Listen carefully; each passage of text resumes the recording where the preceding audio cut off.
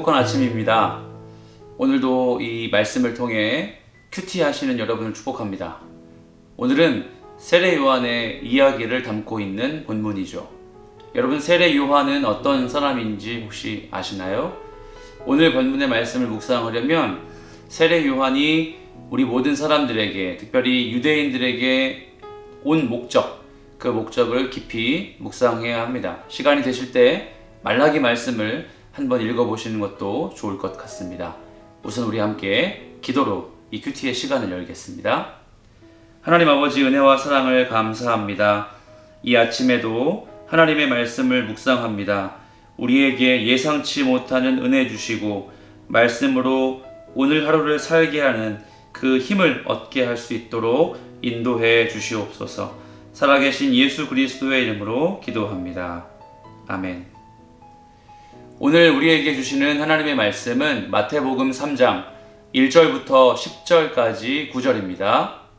그때에 세례 요한이 이르러 유대 광야에서 전파하여 말하되 회개하라, 천국이 가까이 왔느니라 하였으니 그는 선지자 이사야를 통하여 말씀하신 자라. 일렀을 때 광야에 외치는 자의 소리가 있어 이르되 너희는 주의 길을 준비하라, 그가 오실 길을 곧게 하라 하였느니라. 이 요한은 낙타 털옷을 입고 허리에 가죽띠를 띠고 음식은 메뚜기와 석청이었더라. 이때에 예루살렘과 온 유대와 요단 강 사방에서 다 그에게 나와 자기들의 죄를 자복하고 요단 강에서 그에게 세례를 받더니 요한이 많은 바리새인들과 사두개인들이 세례 베푸는 대로 오는 것을 보고 이르되 독사의 자식들아, 누가 너희를 가르쳐 임박한 진노를 피하라 하더냐. 그러므로 회개에 합당한 열매를 맺고 속으로 아브라함이 우리 조상이라고 생각하지 말라. 내가 너희에게 이르노니 하나님이 능히 이 돌들로도 아브라함의 자손이 되게 하시리라. 이미 도끼가 나무 뿌리에 놓였으니 좋은 열매를 맺지 아니하는 나무마다 찍혀 불에 던져지리라. 말씀을 볼까요? 1절 말씀을 보시면 이렇게 나와 있죠. 그때 세례 요한이 이르러 유대 광야에서 전파하여 말하되 회개하라, 천국이 가까이 왔느니라 하였으니, 세례 요한이 활동했던 지명, 그 지역 어디라고 나와 있냐면 광야라고 합니다. 여러분, 광야가 어떤 곳이죠? 혹시 여러분 인생을 사시면서 그런 광야와 같은 시간 겪지 않으셨습니까? 저와 같은 연소한 목사에게도 제 삶 속에 광야의 시간은 있었습니다. 그렇다면 이스라엘 백성들에게 광야가 어떤 곳이었을까요? 당시에 이스라엘 백성들, 유대인들은 로마의 압제를 받고 있었습니다. 전 세계를 호령했던 로마, 제국이라고 칭함받았던 그 로마도 이 식민지 이스라엘 백성들을 역시 탄압하고 그들을 지배했죠. 여러분, 그래서 유대의 사람들은 이 상황 때문에, 이 식민지의 환경 때문에 매우 어려운 삶을 살았습니다. 가령 세금을 내야 했고 그 세금을 이중으로 착취당하는 그런 분위기였죠. 유대인들의 지도자들이 세금을 걷어 본인들이 그 세금의 일부를 뒤에서 빼돌리고 이중으로 이 세금을 내야 하는 유대인들은 그 사실을 알면서도 유대인들은 모두가 로마에게 그 많은 세금을 지불해야만 했죠. 그뿐 아니라 빈부의 격차가 더 심해지고 로마의 속국으로서 그 정치적인 행보를 걷는 사람들에게 유대인들, 일반 서민들은 더 많은 어려움을 겪어야만 했습니다. 그러니까 로마가 이스라엘 백성들을 침탈해서 식민지를 삼는 것은 모든 이스라엘 백성들, 유대인들에게 어느 한 사람 빼놓지 않고 실질적인 삶의 어려운 문제와도 같았습니다. 그래서 그들이, 그 유대인들이 어떻게 했는지 아세요? 통치자들, 그리고 로마 제국의 앞잡이 역할을 했던 유대의 같은 민족의 지도자들의 얼굴, 눈을 피해서 어디로 도망쳐 나왔냐면 광야로 나온 거예요. 사람들의 시선이 닿지 않는 곳인 광야. 사람들이 내 모든 삶의 이목을 집중하지 않는 그곳 광야, 거기에 나와서 그곳에 집결해서 삶을 한탄하고 서로의 삶을 만져주는 유대인들만의 광야 문화가 그 상황에서 형성되었습니다. 세례 요한은 그 광야에서 복음을 전파합니다. 그래서 광야는 여러분 삶의 어려움을 대변하는 공간이죠. 광야는 삶의 아픔을 뼈저리게 느낄 수 있는 공간이죠. 그래서 우리에게도 늘 광야가 존재하는 것 같습니다. 그곳에서 세례 요한이 이렇게 이야기하죠. 회개하라, 천국이 가까이 왔다. 자, 그런데 여러분, 그의 회개의 메시지를 설명해 주는 구절이 3절에 나오는데요. 이렇게 나와 있죠. 그는 선지자 이사야를 통하여 말씀하신 자라. 여러분, 선지자 이사야를 통해 말씀하신 자라라는 뜻은 구약 성경 이사야의 어느 부분에 나온 내용이다라는 사실입니다. 이사야서 말씀을 보면 예수님 이전에 예수님의 오심을 예비하는 한 선지자가 나올 것이라고 증언했습니다. 물론 말라기 말씀도 마찬가지입니다.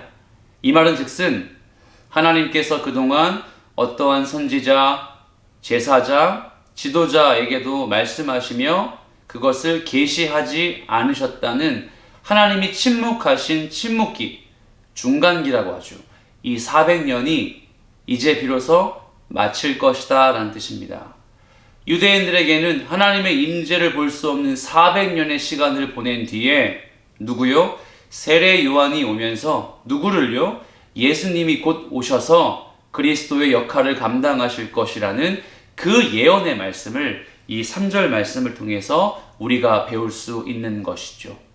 그렇다면 그 세례 요한이 와서 어떤 역할을 합니까? 이렇게 선포합니다. 회개하라.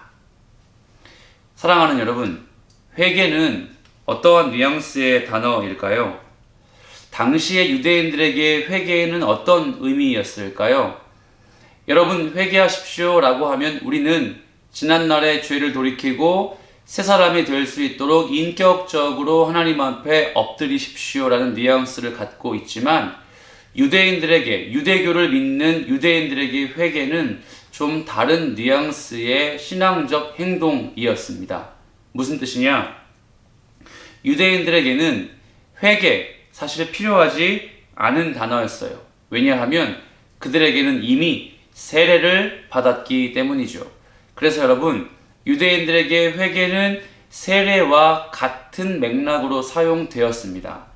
당시에 이방인들, 유대교의 범주에 들어가지 않는 사람들은 유대교로 개종하기 위해서 세례를 받았습니다. 침례, 세례를 받음으로 이런 표시입니다.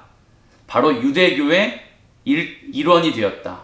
유대교의 멤버십을 갖게 되었다는 일종의 그런 개종의 행동이었던 것이에요. 그래서 여러분, 세례는 유대교 사람들에게는 당연히 그 종교성을 대변해주는 표현이었고, 유대교인들이 아니라면 반드시 세례를 받아야지만 그 유대교인이 될 수 있었던 것이죠. 그런데 세례 요한이 이렇게 이야기합니다. 그러므로 회개해서 그 회개에 합당한 열매를 맺어야 한다.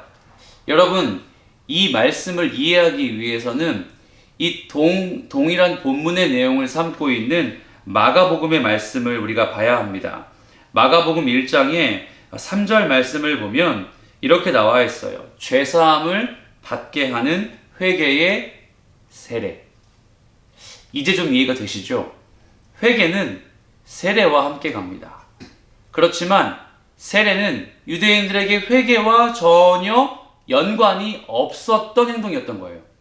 그래서 세례 요한은 유대인들에게 이렇게 선포하는 겁니다. 바리새인, 사두개인, 서기관과 같은 종교성 아주 짙었던 유대교 지도자들에게 이렇게 일침을 가하고 있는 거예요. 너희들이 지금까지 받았던 세례는 아무 의미가 없다. 너희들이 주장하고 있었던 세례는 예수님 예수 그리스도 오심 이후에는 어떠한 역할도 할 수 없는 일종의 종교 행위와 같다. 하지만 그 세례가 회개와 함께 동반된다면 그에 합당한 열매가 있을 것이다 라는 것을 말하는 것이죠. 사랑하는 여러분, 그렇다면 오늘 본문은 우리가 이렇게 정의할 수 있습니다. 우리 세례 받은 사람이죠. 무슨 말입니까? 이미 그리스도인의 범주 안에 들어간 성도입니다. 그렇다면 우리에겐 이미 회개는 지나간 사건이 됩니다.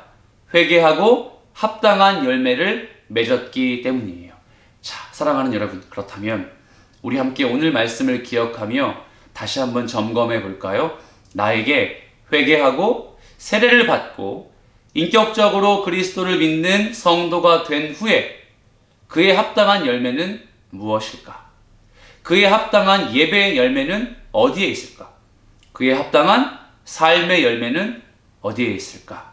혹 우리 중에 머리로만 지식으로만 예수 그리스도를 세례받음으로 믿게 된 성도님 혹시 없으십니까? 만약에 그런 분이 우리 중에 계시다면 이 말씀의 세례 요한의 이 선포, 광야에서 외치는 그의 소리에 귀를 기울여 보십시오. 삶의 가장 힘든 자리 광야에서, 삶의 가장 어려운 자리 광야에서 그는 선포합니다. 우리에게 가장 필요한 건 그 삶이 바뀌는 문제, 세금을 내지 않고 로마에게서 독립하는 문제가 아니라 회개하고 삶이 변하며 그리스도를 인격적으로 믿는 삶의 변화가 먼저다. 이 은혜가 저와 여러분에게 있으시길 살아계신 예수 그리스도의 이름으로 축복합니다. 그리고 우리 함께 늘 하루하루의 삶 속에 회개 연속으로 인격적으로 주님과 동행하며 그에 합당한 열매가 예배의 자리, 그리고 삶, 학교와 직장과 가정에서의 삶의 자리에서 넉넉하게 드러나는 저와 여러분이 되길 소망합니다. 하나님 아버지, 감사합니다. 세례 요한의 광야에서의 외치는 이 소리 덕택에 우리의 삶의 문제와 어려운 일상보다 하나님과의 관계 속에서 인격적인 주님과의 동행이 먼저란 사실을 오늘도 이렇게 배우고 갑니다. 하지만 주님, 우리의 죄성이, 우리의 나약함이 하나님의 은혜보다 삶의 자리를 집중하게 됩니다. 우리의 시선을 하나님의 시선과 같이 옮겨 주시고 우리의 소망을 하나님의 비전과 꿈으로 맞출 수 있도록 오늘도 인격적인 주님과의 교제하는 이 하루 살게 하여 주시옵소서. 사랑하는 모든 성인의 성도님들 일상을 붙잡아 주시고 회개에 합당한 열매가 우리 가운데 나타나는 이 하루가 되도록 도와주시옵소서. 이 모든 말씀 살아계신 주 예수 그리스도의 이름으로 기도합니다. 아멘. 사랑하는 성도 여러분, 오늘도 주시는 말씀으로 하나님 앞에 평안, 또 넉넉한 승리 경험하시길 축복합니다.